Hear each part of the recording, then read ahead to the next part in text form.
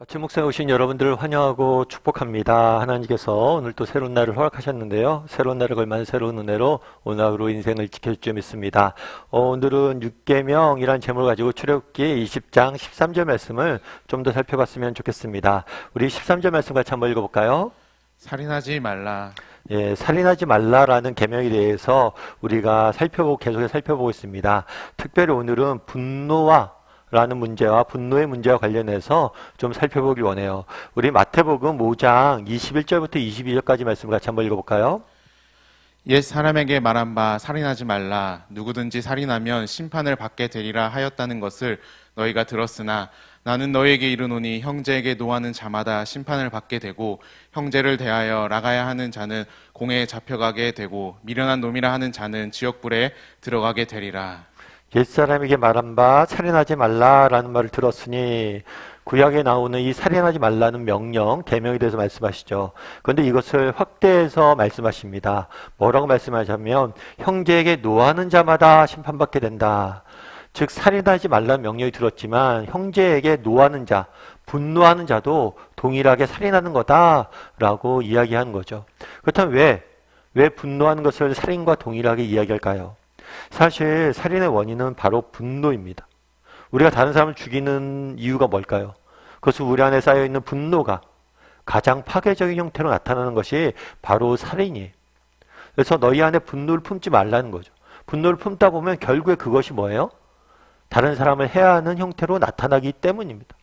특별히 단순히 행동을 통해 사람을 죽이는 것뿐만 아니라 우리의 말을 통해서 다른 사람들 죽이는 행동까지 예수님은 살인이라고 말씀하시죠. 오늘 본문에 이렇게 되어 있어요. 라가라 하는 자라고 되어 있어요. 이 라가라 하는 자라고 되어 있는데 이 라가라는 자는 뭐냐면 텅 빈 머리, 바보라는 뜻이에요.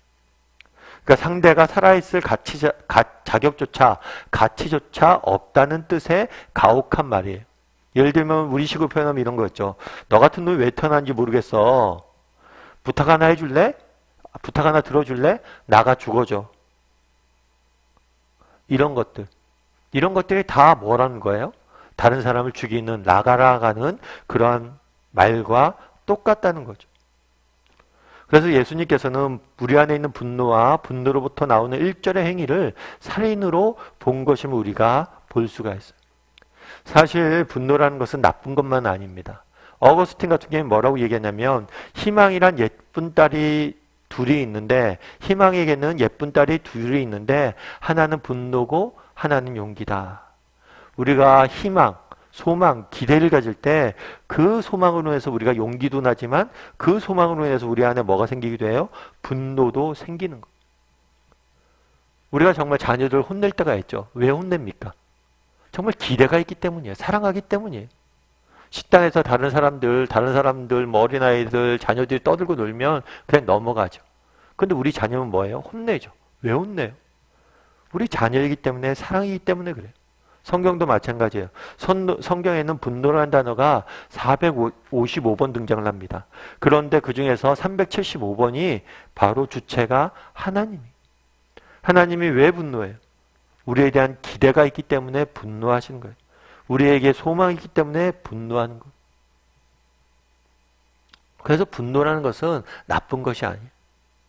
그럼에도 불구하고 오늘 성경이 이 분노에 대해서 경고하고 있어요. 그것은 하나님의 분노와 인간의 분노가 다르기 때문이에요. 우리도 정말 때로는 분노할 수 있어요. 그런데 이 분노가 거룩한 분노일 수 있지만 악한 분노인 경우도 많다는 거예요. 그래서 이 약한 분노로 인해서 다른 사람을 입술로 인격을 살인한다거나 아니면 실제로 피해를 입힌다거나 많은 악한 행동을 할 수가 있어요. 그래서 분노하지 말라라고 성경은 말하는 거죠. 그럼 이 분노가 좋은 분노인지 거룩한 분노인지 그렇지 않은 분노인지 어떻게 알 수 있을까요? 이 분노가 누굴 위한 것인지 살펴보면 돼요. 나를 위한 분노다.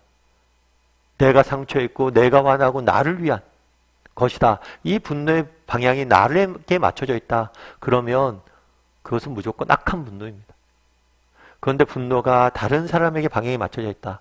정말 다른 사람 불쌍히 여기고 그 사람 아끼고 그 사람 잘 됐으면 하는 바람으로 생기는 분노다. 그러면 거룩한 분노일 확률이 커요. 그렇다면 이 분노를 어떻게 다스릴 수 있을까요? 사실 우리는 누구나 이 땅을 살다 보면 분노하는 경우가 있어요.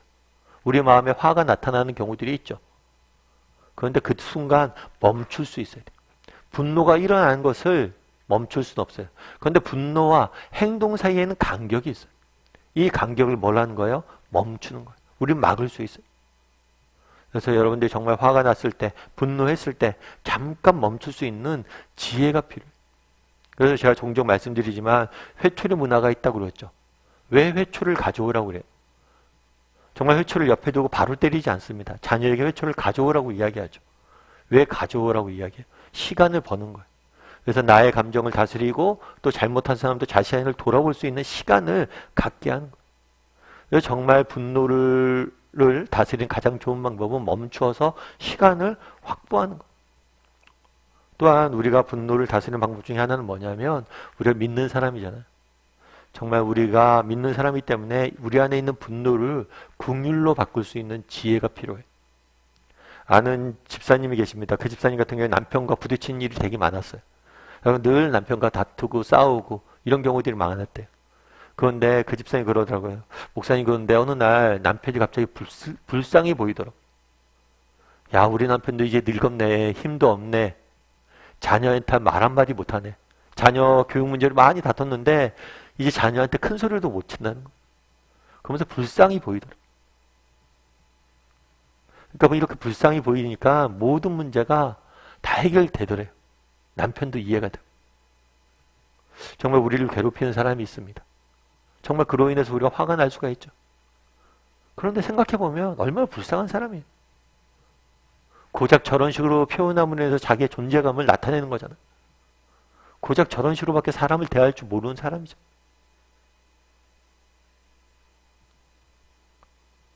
정말 분노 대신 긍휼을 선택하는 것.